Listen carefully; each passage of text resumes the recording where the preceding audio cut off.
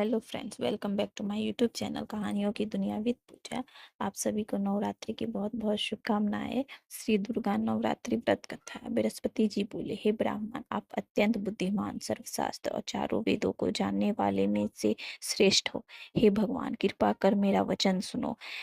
चैत, आश्विन और आषाढ़ मास के शुक्ल पक्ष में नवरात्र का व्रत और उत्सव क्यों किया जाता है? हे भगवान, इस व्रत का फल क्या है? किस प्रकार करना उचित है? और पहले इस व्रत को किसने किया? सो विस्तार से कहो। बृहस्पति जी का ऐसा प्रश्न सुनकर ब्राह्मण जी कहने लगे कि हे बृहस्पति, प्राणियों का हित करने की इच्छा से तुमने बहुत ही अच्छा प्रश्न किया। जो मनुष्य मनोरथ पूर्ण करने वाली दुर्गा, महादेवी, सूर्य और नारायण का ध्यान करते हैं, वे मनुष्य धन्य है। यह नवरात्र व्रत संपूर्ण कामनाओं को पूर्ण करने वाला है। इसके करने से पुत्र चाहने वाले को पुत्र, धन चाहने वाले को धन, विद्या चाहने वाले को विद्या और सुख चाहने वाले को सुख मिल सकता है। इस व्रत को करने से रोगी मनुष्य का रोग दूर हो जाता है और कारागार हुआ मनुष्य बंधन से छूट जाता है। मनुष्य की तमाम आपत्तियां दूर हो जाती है और उसके घर में संपूर्ण संपत्तियां आकर उपस्थित हो जाती है। बंध्या और काक बंध्या को इस व्रत करने से पुत्र उत्पन्न होता है। समस्त पापों को दूर करने वाले इस व्रत के करने से ऐसा कौन सा मनोबल है जो सिद्ध नहीं हो सकता? जो मनुष्य अलभ्य मनुष्य देह को पाकर भी नवरात्र का व्रत नहीं करता, वह माता पिता से हीन हो जाता है, अर्थात उसके माता पिता मर जाते हैं और अनेक दुखों को भोगता है। उसके शरीर में कुष्ठ हो जाता है और अंग से हीन हो जाता है। उसके संतानोत्पत्ति नहीं होती। इस प्रकार वह मूर्ख अनेक दुख भोगता है। इस व्रत को न करने वाला निर्दयी मनुष्य धन और धान्य से रहित हो भूख और प्यास के मारे पृथ्वी पर घूमता है और गूंगा हो जाता है। जो विधवा स्त्री भूल से इस व्रत को नहीं करती, वह पतिहीन होकर नाना प्रकार के दुखों को भोगती है। यदि व्रत करने वाला मनुष्य सारे दिन का उपवास न कर सके तो एक समय भोजन करे और उस दिन बांधवों सहित नवरात्र व्रत की कथा करे। हे बृहस्पति, जिसने पहले इस व्रत को किया है उसका पवित्र इतिहास मैं तुम्हें सुनाता हूँ। तुम सावधान होकर सुनो। इस प्रकार ब्राह्मण जी का वचन सुनकर बृहस्पति जी बोले, हे ब्राह्मण, मनुष्यों का कल्याण करने वाले इस व्रत के इतिहास को मेरे लिए कहो। मैं सावधान होकर सुन रहा हूँ। आपकी शरण में आए हुए मुझ पर कृपा करो। ब्राह्मण जी बोले, पीठत नाम के ब्राह्मण नगर में एक अनाथ नाम का ब्राह्मण रहता था। वह भगवती दुर्गा का भक्त था। उसके संपूर्ण सद्गुणों से युक्त मानो ब्राह्मण की सबसे पहली रचना हो ऐसी अर्थात नाम वाली सुमति नाम की एक अत्यंत सुंदर पुत्री उत्पन्न हुई। वह कन्या सुमति अपने घर के बालकपन में अपने सहेलियों के साथ क्रीड़ा करते हुए इस प्रकार बढ़ने लगी जैसे शुक्ल पक्ष में चंद्रमा की कला बढ़ती है। उसका पिता प्रतिदिन दुर्गा जी की पूजा और होम करता था। उस समय वह भी नियम से वहां उपस्थित होती थी। एक दिन वह सुमति अपनी सखियों के साथ खेलने लग गई और भगवती की पूजा में उपस्थित नहीं हुई। उसके पिता को पुत्री की ऐसी असावधानी देखकर क्रोध आया और पुत्री से कहने लगा कि हे दुष्ट पुत्री, आज प्रभात से तुमने भगवती जी की पूजन नहीं किया। इस कारण मैं किसी कुष्ठी और दरिद्रती मनुष्य के साथ तेरा विवाह करूंगा।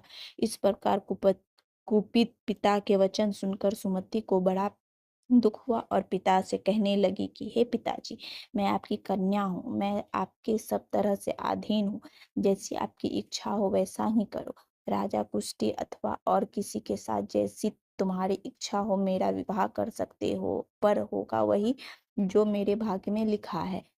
मेरा तो इस पर पूर्ण विश्वास है। मनुष्य जाने कितने मनोरथों का चिंतन करता है, पर होता वही है जो भाग्य विधाता ने लिखा है। जो जैसा करता है उसको फल भी उस क्रम के अनुसार मिलता है, क्योंकि कर्म करना मनुष्य के अधीन है पर फल देना देव के अधीन है। जैसे अग्नि में पड़े तृप्नाति अग्नि को अधिक प्रदीप्त कर देते हैं, उसी तरह अपनी कन्या के ऐसे निर्भयता से कहे हुए वचन सुनकर उस ब्राह्मण को अधिक क्रोध आया। तब उसने अपनी कन्या का एक कुष्ठी के साथ विवाह कर दिया और अत्यंत क्रुद्ध होकर पुत्री से कहने लगा कि जाओ जाओ, जल्दी जाओ, अपने कर्म का फल भोगो। देखे केवल भाग्य भरोसे पर रहकर तुम क्या करती हो, और वाटिका बनाकर उसको प्रतिदिन जल से सींचो। महाकाली, महालक्ष्मी और महासरस्वती इनकी मूर्तियां बनाकर उनकी नित्य विधि सहित पूजा करो और पुष्पों से विधि पूर्वक अर्घ दो। बिजोड़ा से के फूल से अर्घ देने से के रूप की प्राप्ति होती है। जायफल से कीर्ति, दाख से कार्य की सिद्धि होती है, आंवले से सुख और केले से भूषण की प्राप्ति होती है। इस प्रकार फलों से अर्घ देकर तथा विधि हवन करे।